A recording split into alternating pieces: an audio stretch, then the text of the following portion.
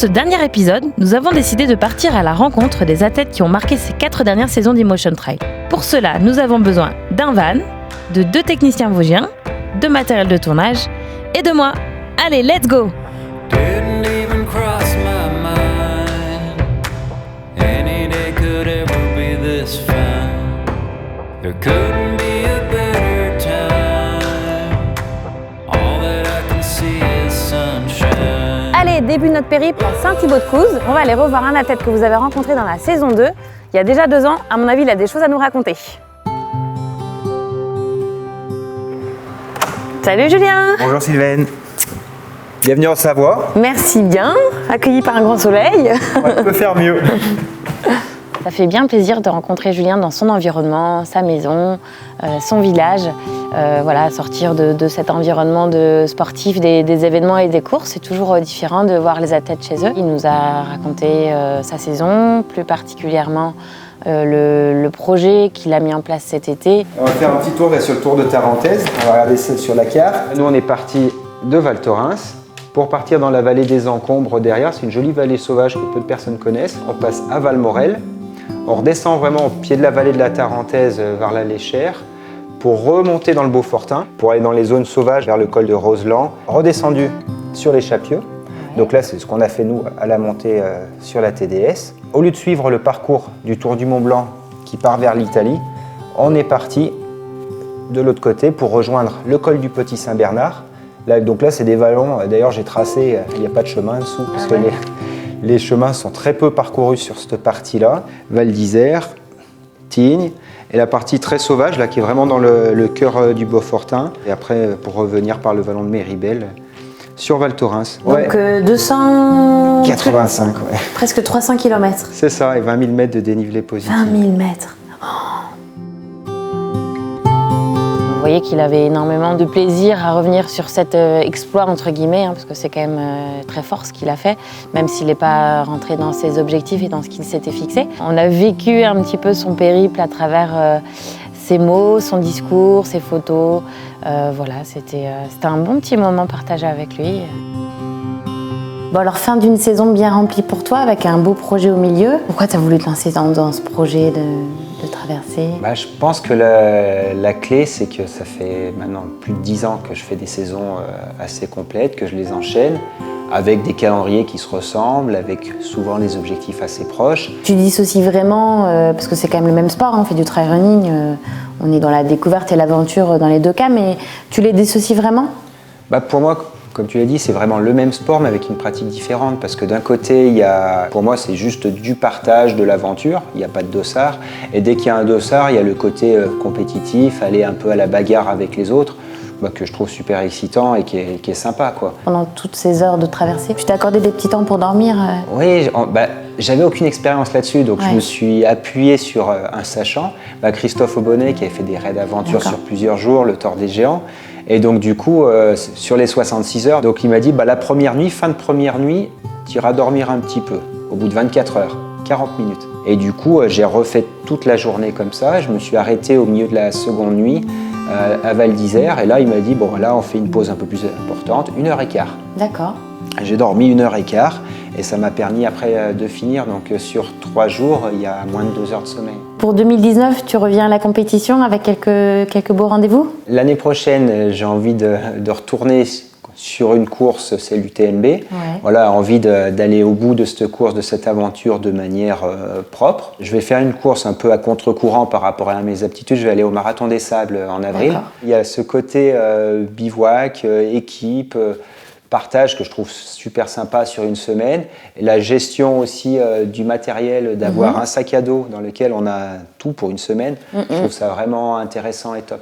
D'accord, écoute, on suivra ça de près. Merci. Voilà, une belle première étape de fête à Saint-Thibaud-la-Couz. Maintenant, cap vers le sud, on va aller chez les frères Camus. Je suis sûre qu'ils ont plein de trucs à nous raconter. Salut Germain. Bon, alors t'as pas pu être avec nous cette semaine en tournage, on est déçus, mais on sait que tu t'éclates. On voit les photos passer, ça a l'air vraiment top avec Cathy. Voilà, en tout cas, nous on pense à toi, avec toute l'équipe. Et voilà, c'est un petit peu comme si t'étais avec nous en fait.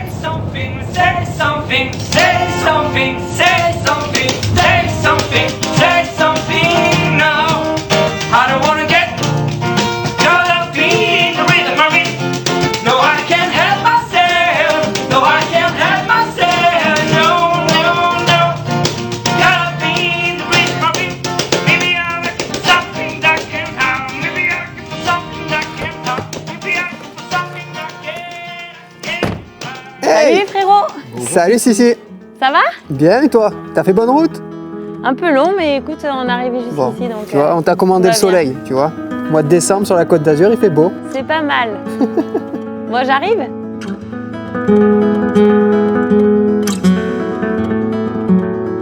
C'est vrai que quand on s'intéresse au monde du trail, on a forcément entendu parler des frères Camus, Sébastien et Sylvain. Après, moi personnellement, j'avais pas trop eu l'occasion de faire connaissance avec eux, d'en savoir un petit peu plus sur eux, sur leur environnement un peu plus intime, puisque j'ai eu l'occasion de rencontrer la femme de Sylvain. Et c'est vrai que quand on est sur les événements, on est un peu plus dans le speed et on a un petit peu moins le temps d'échanger sur tout ça. Donc c'était bien chouette de pouvoir discuter avec eux un peu plus au calme. Bon, vous avez découvert dans la saison 2 d'Emotion Trail, je me rappelle, vous aviez parlé de votre souhait vraiment de franchir une ligne ensemble. Et je crois qu'enfin, ce jour est arrivé. Ouais, on avait commencé à terminer ensemble en 2015 sur l'UTMB, mais on avait fini très très loin. Ça a été un chemin de croix. Ouais. Et la fatalité, cette année, on a eu une opportunité sur cette diagonale. Qui n'était pas prévu à la base. Hein. Ouais, c'était pas prévu. Ah bon? De courir ensemble. On a été tous les deux malades avant de courir, avant le départ, et ça, quand on s'attaque à cette épreuve-là, il y a toujours une appréhension, parce que déjà que c'est dur. Alors en plus, tu arrives affaibli, tu te dis, oh là là, dans quelle galère je me suis engagé. Dans l'état où on était, le fait d'être tous les deux, c'était une force aussi pour arriver jusqu'au bout, parce que moi j'ai pris un coup de moins bien, lui il était un peu moins bien à des moments. Et je pense qu'on a réussi à gérer ces situations plus facilement à deux que tout seul. Et après, l'arrivée ensemble. L'arrivée ensemble, moitié ensemble. Il m'a tapé le sprint à l'arrivée. 5 secondes d'écart. Ouais, mais on note, mais t'inquiète pas que je le retiens ça. Je pense que c'est pas pour rien qu'on dit toujours les frères Camus. On sent vraiment cette proximité entre eux, ce besoin de faire des choses en commun, ce lien fort de la fraternité, et qui est encore plus présent en course en fait. Et ils nous ont beaucoup parlé de cette volonté de faire des courses communes l'année prochaine. Le One and One au mois d'avril, l'UTMB fin août, mois d'octobre, attention, à la place de la diagonale, gros challenge, on fait un swimrun. Oh, voilà, oui, on y va. Coupe du monde. Manche au tilo de swimrun à Cannes. Les grands nageurs que nous sommes, je pense qu'il y a moyen de rigoler. Là, dès le départ natation, il va y avoir moyen de rigoler.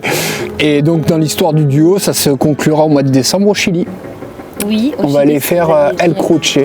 C'est une course par étape, pareil, par équipe de 2, et ça nous permettra de découvrir déjà le Chili qu'on ne connaît pas particulièrement. C'est vrai qu'ils ont envie de franchir une ligne d'arrivée ensemble, mais pas que franchir la ligne d'arrivée ensemble, ils veulent la franchir en ayant vraiment la sensation d'avoir accompli une course pleine, d'avoir donné le maximum de leur capacité. On espère qu'enfin vous allez pouvoir avoir cette belle ligne d'arrivée à Chamonix.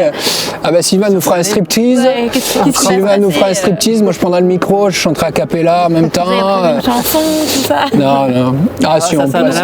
Honnêtement, si on passe la ligne d'arrivée à Chamonix tous les deux en ayant une superbe place, je pense qu'il y aura beaucoup d'émotions. Ouais. Certainement des larmes. Vivre ensemble des émotions comme on peut vivre quand on a vraiment le sentiment d'avoir fait donner le maximum sur une course. On sent qu'ils ont vraiment cette envie, qu'ils se préparent pour ça. Et voilà, je leur souhaite de le vivre parce que voilà, on sent que c'est un accomplissement pour eux en fait.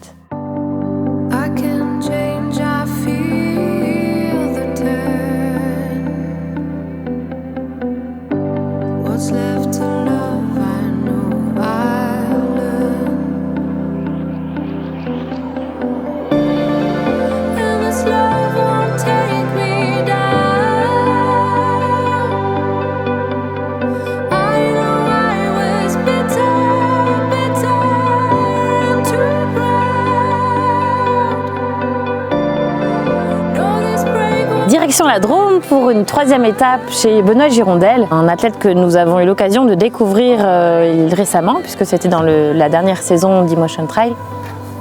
Hello, ça va? Ouais, et toi? Ouais, nickel. Benoît, c'est vrai que je le connais depuis longtemps, j'avais jamais eu l'occasion de venir voir son environnement, même si je connais très bien la Drôme puisque c'est pas très loin de chez moi. Ouais, tu vois, panneau que Marie-Pierre Mouton, la présidente de la Drôme, m'a donné pour immortaliser le moment de la réunion.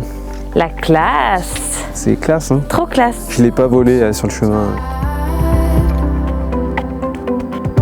C'est vrai qu'avec cette émission, on a la chance de pouvoir découvrir des nouveaux terrains de jeu tout le temps, de beaucoup bouger. Et moi qui suis pratiquante et passionnée par la discipline, c'est génial. J'ai exploré des endroits incroyables, j'ai vu des paysages magnifiques. Et de pouvoir avoir à chaque fois un guide et un athlète différent qui puisse m'aiguiller pour aller à tel ou tel endroit, ça me fait des souvenirs géniaux. Et puis ça me permet aussi de pouvoir revenir plus tard sur ces endroits. Et là, avec Benoît, on a pu parler d'endroits où lui passe à l'entraînement. En plus, en étant ambassadeur de la région, il connaît le terrain de jeu par cœur et lui-même, il s'est fait ses petits parcours. Il a été au top pour me montrer les plus beaux endroits. Bon alors Benoît, on t'avait laissé en juin, tu nous avais emmenés en Guadeloupe et tu avais un gros projet qui était la Diagonale des Fous. Quand j'ai pris le départ de la course, j'avais encore la tête à l'année dernière, c'était un peu bizarre tu vois, de revoir ce départ alors que dans ma tête j'étais encore à 2017. Donc, mais après au fil du temps, c'est vrai que j'ai vu qu'ils étaient pas très très loin, ils creusaient pas, donc c'est que je devais être pas trop mal et souvent moi ça va un peu mieux à partir du 60e, 70e kilomètre. Donc à partir de ce moment-là, je me suis dit, essaye d'aller les retrouver et d'aller revoir le short rouge de François, tu vois, c'était un peu le truc marrant à essayer d'aller faire, quoi. Il avait à cœur d'essayer d'être bien sur cette course parce que c'est vrai qu'il était attendu en ayant été vainqueur de l'année précédente.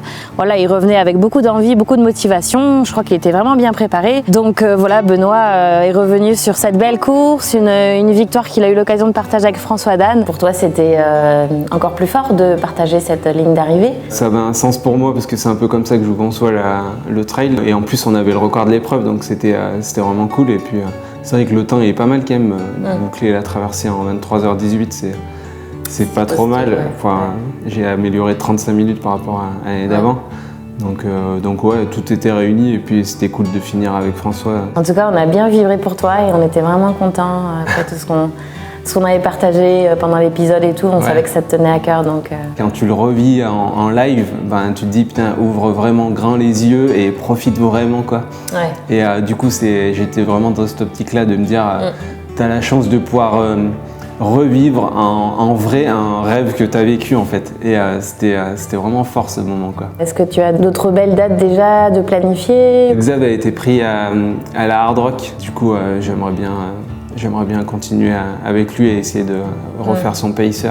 D'accord. Il y a un petit peu de niveau l'année prochaine, il paraît, donc on va essayer de faire quelque chose. C'est une course que tu aurais aimé faire aussi, toi, tu étais inscrit, je crois. Ouais, l'année dernière, je m'étais inscrit aussi, et puis là, cette année, j'ai toujours pas été tiré au sort, donc je vais essayer de, je sais pas, faire un croche-patte à un concurrent pour récupérer son dossard, ou je vais essayer de voir si je peux faire quelque chose.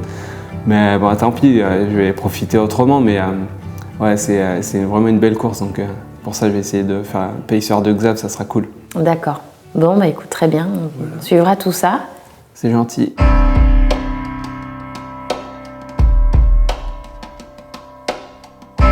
I've seen times that you would not believe. I've been down so low I could hardly breathe. But then I found me an ocean of hope down at my feet, and I would ride. Bon alors voilà, élément indispensable en tournage, la frontale. Parce que c'est toujours la galère pour caser les entraînements.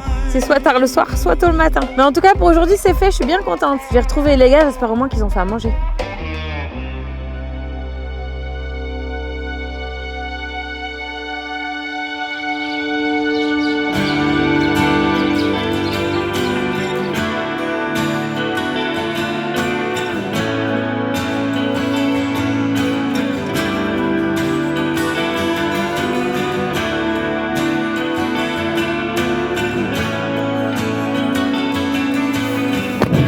Voilà, dernière étape de notre trip, on arrive en Savoie chez Annie et Dawa Sherpa.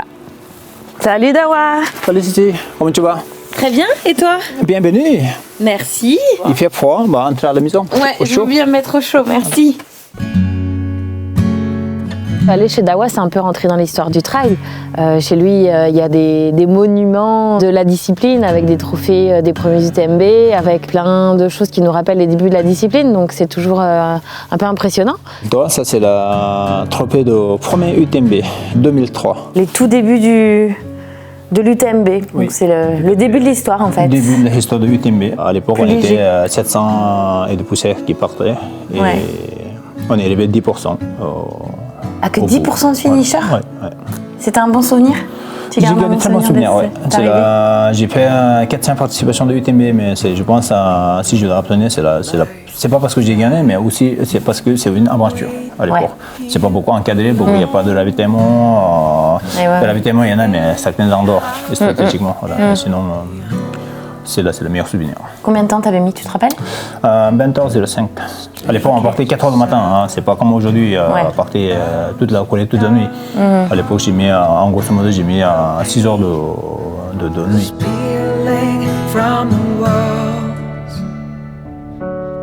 L'an dernier, Dawa nous a parlé de ses projets avec beaucoup d'enthousiasme. Il nous a montré les plans, des projets. Ça, on était encore à l'état du tout début. Hein. Il y avait juste au sol les démarcations. Ça se passe pas du tout comme chez nous pour les constructions. Et c'est vrai qu'on a été assez marqués parce que les Népalais allaient chercher les cailloux, les cassaient en fait pour le début de la construction. Et voilà, quand on sait d'où ils partent, là où ils en sont aujourd'hui, c'est génial. Bon, Dawa, l'an dernier, tu nous avais emmenés dans ton environnement, chez toi au Népal. Tu nous avais montré le projet de construction de maisons pour personnes âgées. Et aujourd'hui, tu m'as montré, c'est impressionnant, la rapidité à laquelle c'est allé. Ça va te faire quelque chose de voir que tout ça, ça s'est concrétisé. Enfin, un projet qui date de plusieurs années pour toi. Personnellement, je suis content. Comme tu viens de dire rapidement, bon, pour moi c'est assez long parce que ces maisons, il est dans ma tête depuis l'âge de 9 ans. Quand même. Pas aussi grand, mais à l'époque j'ai pensé de construire une petite maison pour pouvoir abriter les gens qui n'ont pas de abri. Et aujourd'hui j'ai 49 ans et au bout de 40 ans, c'est sorti de la terre ou en bas et concrétisé. Et l'année prochaine, en octobre, pour l'inauguration, donc là, c'est là concrètement que, ça y est, les personnes âgées pourront intégrer l'établissement et... Tout à fait. Ce sera l'année prochaine, donc en octobre prochain. Ça sera entre 10 et 15 novembre 2019. On fait la Solukhumbu Trail que j'organise dans la région de Solukhumbu. Et à la fin de Solukhumbu, on est là. Puis là, on va faire l'inauguration avec tous les coraux. D'accord. Raison pour laquelle je veux inaugurer avec tous les coraux, parce que les dons, ils viennent de Coraux AP. Eh oui. Coraux AP, organisateur, tout ça. Et maximum de Coraux AP qui veulent venir là, même si ce n'est pas spécialement avec le Solukhumbu, ils sont les bienvenus. On va faire l'inauguration, on va faire une belle fête. J'ai beaucoup de plaisir de montrer leur don, il est bien utilisé, bon endroit. Et tout ça, ça a été énormément d'investissement pour toi en termes de temps. On t'a beaucoup vu sur des parrainages, c'est vrai que tu fais beaucoup de présence sur les événements, un peu moins avec des dossards. J'ai autant de plaisir de construire, avancer un projet que courir. Ça te remplit presque autant qu'une victoire, quoi. Exactement. Pour toi, c'est une victoire. Même plus qu'une victoire personnelle. Ouais. Ça, pour moi, c'est une victoire, mais une victoire collective. De voir où ça en est aujourd'hui, de voir comme tout s'est concrétisé, c'est incroyable. On voit que toute la force et l'énergie qu'il y a mis ont payé. Et ça fait vraiment plaisir à voir parce que on savait que c'était un projet qui lui tenait à cœur et également au Népalais. Donc voilà, ça fait chaud au cœur. Bravo pour ton investissement, pour tous ces gens et pour faire évoluer ton pays dans le bon sens. Merci. Comme on dit, avec une seule main, on ne va pas applaudir. Alors il faut faire avancer tous ces projets, on a besoin de tout le monde. Et je voulais remercier chaleureusement à tous les gens qui m'ont fait confiance. Merci à toi.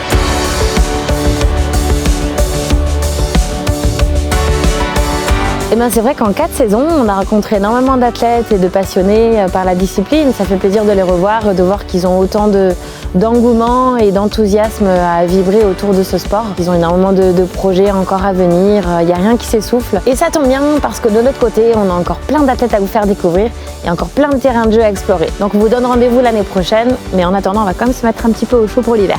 À l'année prochaine!